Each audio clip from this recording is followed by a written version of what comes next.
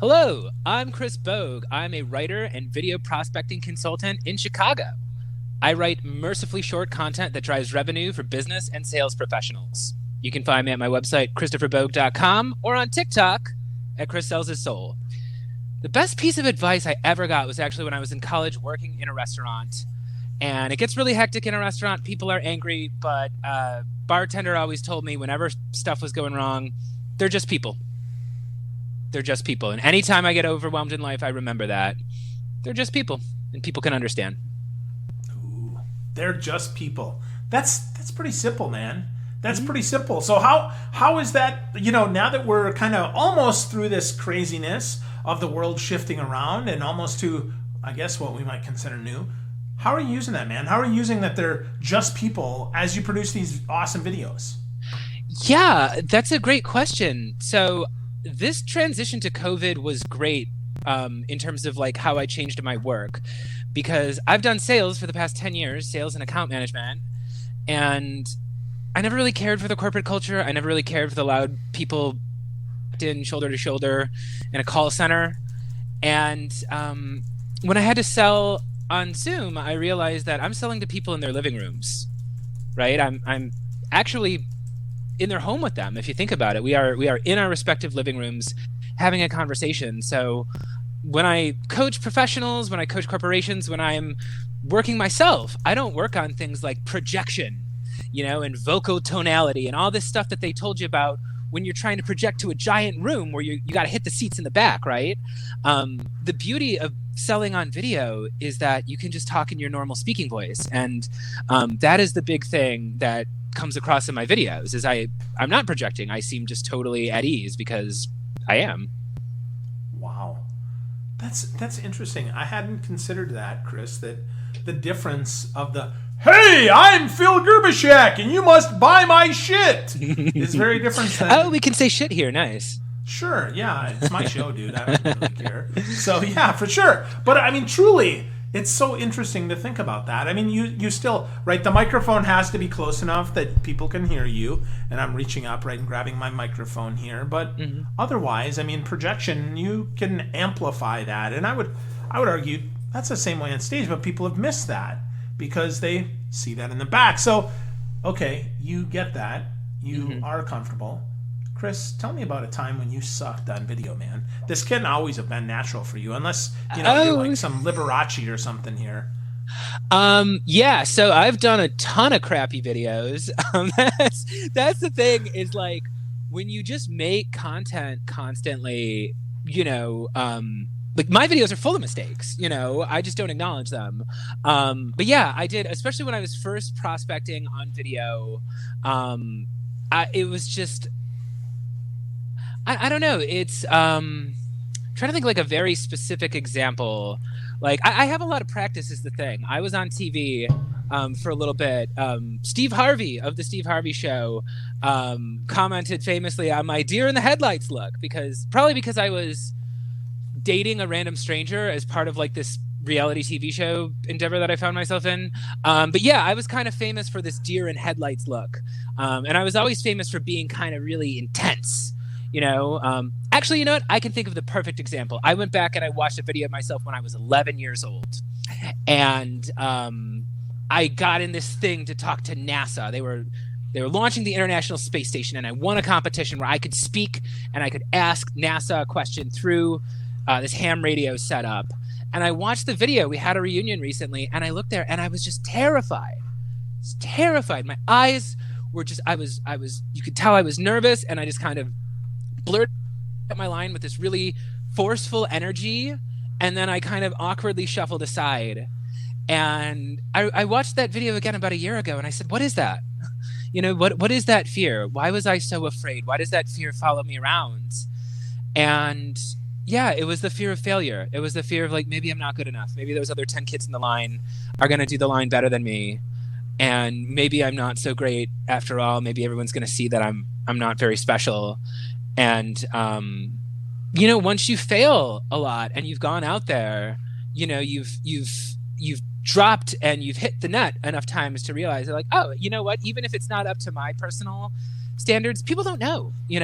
And when you're in sales, when you're making a video, the other person isn't sitting there thinking, wow, that guy didn't make any mistakes when he said that sentence. What a gifted speaker. They're thinking about what I'm asking them to do and whether or not they want to do it. So the words are more important than the actual delivery, at least in my opinion. Yeah, I think so too. I think that is important. And delivery is who you are more than anything. You practice that, you get comfortable with that. One of my mentors once said, the key is to be more you. Well, you get that through practice. I mean, sales professionals, if you're prospecting, the first time, of course, it's awkward. I mean, the first time that I did video, I was like, what am I doing? Mm-hmm. And then you get over it. So, Chris, I know that you coach some of these sales folks and you help them with this. So is that fear of failure? Is that what you think drives them to you so that they can get over that? Or what is it that people come to you for?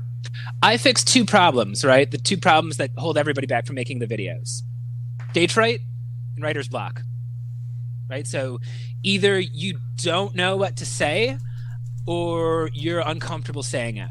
You're afraid of you're going to be judged on the way you look or the fact that you chose to do a video. Some people don't think what they say is worthwhile enough to be in a video. And really what you need is someone that is there for you, that's done it a bunch, that makes you believe that you can do it. And, I always tell companies like, hey, you're shy people. You're people that don't feel comfortable. You're people that aren't up there, with all the bravado that you get from the top closers. Those are the people I love working with. And, I have a very improvisational background. I used to do improvisational corporate training. And really all it's about is creating an environment where you remove the pressure. You get some practice doing, it's kind of like a trust fall, where you're allowed to say anything and no one's going to make you feel bad. Nobody's going to cut you down. I use a lot of humor in my videos, but it's never like a vindictive kind of humor. I'm never trying to laugh at the other person's expense. Even when it's myself, I try not to even be super self-deprecating. I feel there's a lot of cynicism in the world, and I feel like a lot of people go into interactions expecting judgment and criticism. And I have to establish very early on that they're not going to get that from me. And usually that requires me being vulnerable first. If I put myself in a vulnerable situation, if I put myself in a situation where you could hurt me, you could make fun of me, but you don't, it's much easier for the other person to reciprocate. Yeah, for sure it is. That making it safe, right? Removing the pressure, making it more natural. I mean, that's the goal. If you see people as being in your living room or their living room and you're having a conversation, maybe we're both sitting on the couch and we're just having a chat, it is much less intimidating than thinking of, oh my gosh, there's 10,000 people in the auditorium and my gosh, I'm going to fail. So that's kind of counter advice. I know, I've done a lot of speeches as well, and the joke was, oh, imagine them in the audience in their underwear. Well, that doesn't make me feel any more comfortable. There's still 10,000 people there, but if you're sitting next to me on my couch, oh, well, I can do that. Mm-hmm. I can talk to you there. Or, you're sitting in a chair nearby me. Oh, cool. I mean, that's really what we're doing today, right? We're just having a conversation. It's just you and me. If somebody else joins, that's great. But really, it's focused on me and you, and that does do that. So talk to me a little bit about more about the environment. Are there like different things that should be in an environment or should not be in an environment? I know you're talking about mental environment, but is there physical environment stuff too, Chris, that's important? Sunlight, videos. If you just get natural sunlight, lighting is hard. It is hard to light a dark room.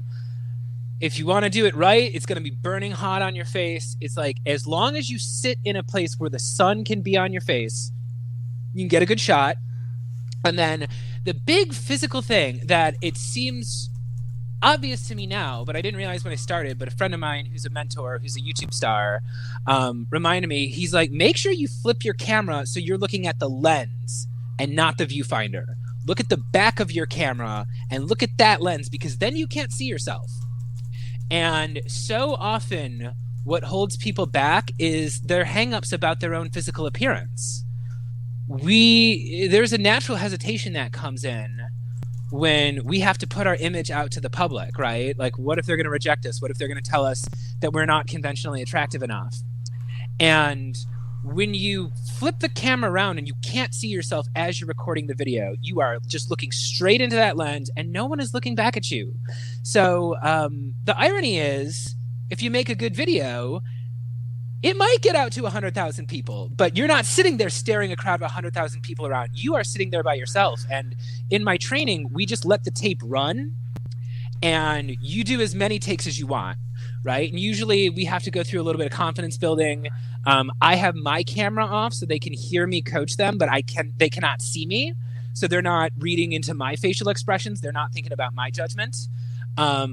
And yeah, my goal is to just get them totally relaxed. And again, it is counter to a lot of what sales training says, because everyone's like, you have to smile, big smile. I don't even tell the people I work with, I don't even tell them they have to smile. If you force a smile, it can look kind of weird, you know? So if they don't want to smile, yeah, just like that. If they don't want to smile, I don't make them, you know? What I want to do is I want to get them in a mindset where they feel good about themselves, you know? And it's a funny thing because when you do that, the smile kind of comes naturally anyway, you know? And the other advice I see, everybody says, don't script your stuff. Don't use a teleprompter. Don't use a script on the screen. 100% of my stuff on video is scripted. Literally all of it. I have never, ever, ever, ever once had someone accuse me of seeming inauthentic in my videos. Doesn't happen, you know, because I like to say I flip the sales process around. For, you know, traditionally it's like you cold call people. They're just like, what the hell is this? What are you doing? I'm angry at you. And then you try to use all your wits to get permission to send them an email or get permission to send them marketing materials or a video.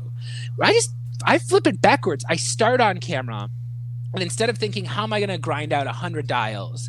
I think, okay, that person that is perfect for me, that person that will really benefit from what I have to offer, what if they were in my living room right now having coffee with me? And I only had 30 seconds to appeal to them. What could I say that speaks to their goals or speaks to the problems I know they have? What would I say if they were right here? And usually it's not that hard. Usually it's like, hey, I understand this is your priority. My specialty is helping people get on video to bring in new clients. Why don't we have a conversation about it? Why don't we see if this is something that's going to work for you? Camera off, you know? And I could record a bunch of those in one sitting, right? Because I'm pretty much saying the same thing every time. I'm just swapping one or two lines out, right? And, you know, I've got a little cheat sheet there because I've looked you up. I know what your deal is. I know what your tagline is. I know, you know, a little bit about the image that you're putting out there. And, yeah, everything I've done in my life has been very long form. I always was a very long-winded person. And, yeah, making this transition to just like super short, snappy stuff, I found is just way more effective. Well, we have less tolerance, I think, for garbage than we've ever had before. Some say that the attention spans are lower. I disagree. I mean, people can sit and watch 12 hours of Ted Lasso. It's that they need some sort of stimulation during that time that isn't just, so Chris, I'm really great and my company is awesome. And if you buy my stuff, maybe one day you can be too. Like, that doesn't work anymore. I don't know that it ever did. But I love your point about scripting. And to that point, you know, scripting it out, there's nothing wrong with a script. There's nothing wrong with having something to work from, especially if you've never said it before. So what about practice, though, Chris? How much practice do you need? You scripted it out. I've got something to say. Are most people, I'm not talking about you, but are most people able to hit that the first time? Or what's the average? What are you seeing? What should we expect of ourselves if this is the first time that we've done this? I mean, if you're prospecting with video, you're going to be sending out like, you know, dozens of videos every week. And it's kind of like anything where, like, let's say you sit down, you're like, I'm going to do 25 videos. Odds are video number 25 is probably going to be higher quality than video number 1, right? Because the more you do it, the more you understand it. Everything that I have done in my videos, I practice in front of a mirror. And I don't do it for that long, but I write the script. I'm usually only, I'm doing a couple lines at a time on camera. So I do memorize my script. And again, what I'm doing on YouTube is not quite the same as video prospecting on YouTube. I am doing it for a general audience. And I'm entertaining them, right? I'm usually delivering one piece of information. I've got to, I'm being funny, and there's a lot more like fancy camera work and stuff. But usually I do the line, I'd say 5 to 10 minutes in front of a mirror maximum, just to see like what kind of energy I want to bring to it. Because again, I'm not always just Mr. Smiley guy. Sometimes I just get real. Sometimes I'll share a vulnerability. Sometimes I'll be deadly serious. And because my audience can see that I'm comfortable enough bringing any emotion to them, when I am up there having fun, when I do have that big smile and I'm just up there playing, it's so much more enjoyable. And my big thing to people is don't practice being on, practice being neutral. When you're on, people are like, what's this guy about, right? And even like I don't hold it against people, right? Sometimes the camera turns on and there's a person who just, they got to give you something. They got to give you a smile. They got to give you a line. Can you hear me? Oh, sorry. They got to give you a smile, give you a line. So if I'm totally neutral,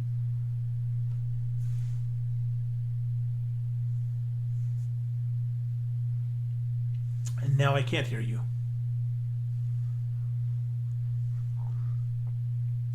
So practice being neutral more than practice being on. Talk to me a little bit more about that, Chris. Okay. Neutral. Sorry. So this was a little trick I learned in a theater that did a show called Too Much Light Makes the Baby Go Blind. But it's a theater where you're not allowed to play characters, right? Everybody has to be themselves. It's like radical honesty, right? Everything you say has to be the 100% truth. And yeah, I found out that's actually what an audience responds to, especially in a sales situation, right? They don't want to be outsmarted, right? They don't want to think that you have an agenda. So I just sit there totally neutral in my plain clothes. And when that person opens and they give me a little joke or a little smile, I light up. I go from neutral to enjoying what they offered me. And that's what people are reacting to, right? They're not reacting to the things I'm saying. They're reacting to the way I react to them. And I react to them like I like them, because I do. That's so simple. That's so simple and yet so complicated, because that's like the opposite of what we're taught. We're certainly not taught to be ourselves, right? No, a good salesperson, Chris, has these 11 qualities, and if they don't have all of them, well, they're not a good salesperson, or they must be the happiest, most energetic person there is. And we all know that's not close to true. So are there any exercises we can do, or any mindset things that we can do to help us get neutral faster, Chris? Yeah. So there's a bunch of things I practice with my clients, and I do some of these practices on my YouTube and my TikTok too. It's a lot easier when you know how to throw the conversation back to the other person, which is an improv thing I learned. It's also a podcasting thing I learned, is like end your sentences. So if you do drills with somebody, if you've got people on your team that you work with, practice throwing a little piece of paper every time you end a sentence. This just gives more opportunities for space in the conversation, right? So it gives the other person can jump in, and it allows you to observe how the points you're making are actually landing, So I don't have to be thinking about what am I projecting here. I'm literally just reacting into the moment to the last thing that somebody said to me. The other thing for being neutral, there's another one I was going to say. Oh yeah, this is what I do to get people warmed up in like a corporate setting. You go off, and I put like 3 minutes on the clock or 5 minutes on the clock, and I say, okay, I want you, Phil, and I'll put you on the spot here. So pick one thing that you know way too much about, right? Something obscure that the average person doesn't know about. Maybe this is season 2 of The Office. Maybe this is the original Mega Man bit. What is something that you know so much about that 99% of people don't care about? 80s professional wrestling. That's perfect. So what I would do is you and someone else, you'd go pair off, and you would have 5 minutes to explain to them the basics of 80s wrestling. And then we'd flip the script, and then they would be able to do it to you too. And we'd come back, and I'd say, what did you learn? And then you would probably have taught them all sorts of cool new things, and you probably got really excited about doing it. And I say, okay, that's the energy we're going to get on this call, right? We're going to get you in that same, like, that is you knowing that what you are saying is right. You are confident in the information that you're giving, and you are consciously explaining it to another person who is also smart, but just doesn't have the same information as you, you know? And that level of expertise, that level of care, that's the energy you want in a really solid sales video. Wow. That's great, man. So I can think about 80s professional wrestling back when it was real, Chris, let's be clear. So that's the glory that's days. the key. Yeah, right, the glory days. Yeah, when anyway, so that's cool, man. So you mentioned TikTok, and I've got to hear this, because I would think TikTok would probably be good practice for doing sales videos. So talk to me a little bit about TikTok and why salespeople, even if they don't have an audience, might want to consider TikTok. So TikTok teaches you to be compelling in a short amount of time. And for me, TikTok has made me a better video editor, because the best stuff on TikTok is like super, super fast. And my stuff on YouTube is pretty quick. That YouTube mentor told me every 15 seconds, you might lose your audience, right? So every 15 seconds, something happens. I jump to another character, or text appears on screen, or there's a sound or something. Every 15 seconds, something is changing.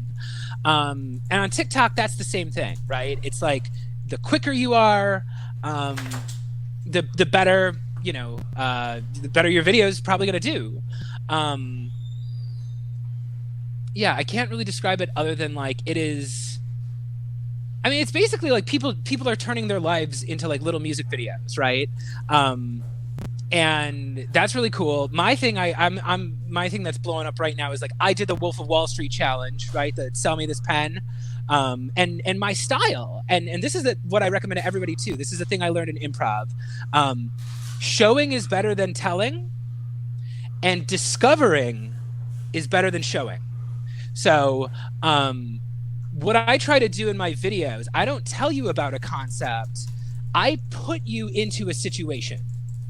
And video is a really great way to do that. TikTok is a really great way to do that. An example that I'll give you is accessibility. Right. So there's a lot of people out there who are really spreading the word that videos need to have captions, and that, if your videos don't have captions, there's a lot of people who can't access them. Right. It's not just deaf people. It's not just people with hearing loss. People are on mute all the time on their headphones. And there's a lot of people who are, understandably upset. And they make people feel very bad about not having captions. But I don't do that. I don't tell people they're bad if they don't have captions on their website. But if I'm making a video about accessibility, I'll do is I'll start making my point, and then all of a sudden the audio drops out. And I'm talking like this, and you can't hear what I'm saying, and there's no captions. And for that brief moment, you've just felt what it feels like to be deaf. Right? You want to hear what I'm saying, but I made my words inaccessible. And I don't have to tell you this doesn't feel good, because you're sitting there realizing it doesn't feel good. And now maybe you're thinking, maybe I should get some captions on my website. But I find thrusting you into that situation and having the audience be like, oh, I don't like this. Where's this going? It keeps their attention, and it's a really simple way to get my point across without having to just lecture them about it. Wow. That's an excellent point and an easy way to get things across. I hadn't considered that, and that's super helpful, Chris. So if salespeople are looking to get started here, certainly, of course, they can work with you. But give us some insight into how you'd recommend a sales professional should get started prospecting with short video. Just do it. I mean, just like, it's obviously it'd be better if you hired me first, right? Because I have a whole process. I can give you KPIs. I can give you the training. I've done lots and lots of video, so I've learned from experience. But like, you already have the words. If you're a sales killer, you probably are already pretty scripted. You're probably saying the same things on most of your discovery calls and most of your demos, right? So hold yourself to a hard 60 seconds. Don't go longer than 60 seconds. See if you can get it down, and just try to get one thing across, right? And that's, you want this person to meet you. You don't have to explain your life story. You don't have to explain all the numbers. You don't have to feature dump on them, but introduce yourself, speak directly to the problem that they have, or the values that they have, and then have a link to your calendar and say, are you free on Wednesday or Thursday? I'd love to meet with you. So you make the video. YouTube is nice, but there's a lot of solutions out there that are great. Vidyard, Drift, BombBomb. Those will help you do it faster. But when you're starting, it's fine to just use YouTube. And you can have some fun with the thumbnail too. The thumbnail is really effective. A lot of people do the whiteboard. They hold a whiteboard with a custom message on it. I think that's totally fine. If you write, hey, Phil, please watch this video, that I really wrote that to you. I go one step further. I actually create a thumbnail with the person's picture in it. So, little startling at first, but it's an attention getter. And again, I'm selling my services as a video editor in addition to being a video prospecting consultant, right? So my clients, I go to their website, and if there's no video on it, that's the thumbnail. The thumbnail is me on their website next to them. And when you start the video, my background is your website. And I say, hey, Phil, I'm on your website. Notice there's no video here. So I thought I might introduce myself. And it gets people's attention. If you're in the thumbnail, you're probably going to click that video, right? Yeah. And then watch your open rates. That's the other thing, is you make them no matter what you're doing it on. Watch to see your open rates, because if somebody opened my video 8 times, I'm up here. I made it into their head, So now I give them a call, and that's not a cold call anymore. Say, hey, Phil, sent you a video over there. Did you get a chance to watch it? I know you watched it. And then we're talking. Do you need my service or not? If you don't, maybe you know someone who does, but simpler is better. And I worked at a company where they tried to make it into a talent show, basically. And they're like, oh, who can come up with the most creative solution? But this isn't a talent show. Think of it like an elevator pitch that you're doing on Zoom. You are looking at that person. Again, think of it in your living room, or think of it if you're in a bar or something, and that person that you've been trying to reach for months is there at the bar. What would you say to them? Wow. If you only had a minute. Wow. Chris, that's great advice, man. I love all that. You're in the bar, you're in the living room, wherever you're most comfortable, and you're going to have a little 60-second interaction with them. You're going to share a little bit about the problems, what you know, a little bit about that. You want to scare them a little bit. Create a thumbnail with someone's picture on it.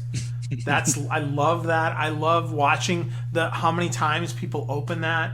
And then your last piece of insight, I think, is some of your strongest and certainly encouraging for folks. And that is, simpler videos are better. Don't make it a talent show. Really super great stuff, Chris. So folks, if you're listening, if you're watching, if you're thinking, holy crap, I need some help, go to ChristopherBogue.com. That's BOGUE, ChristopherBogue.com. Get to know Chris. Or if you're a TikToker, or you're thinking, oh, well, I probably could be a voyeur on TikTok, certainly check out Chris Sells His Soul. That's his handle. And of course, his YouTube video and all of his information and insights, his packages are available, again, at his website at ChristopherBogue.com. Chris, this has been super enlightening for me. I appreciate that, and I hope the sunshine stays on your face all day long. Thanks, man. Phil. This is really great being here. I really appreciate it. Absolutely, my pleasure. Thanks for sharing with me, man. I appreciate you.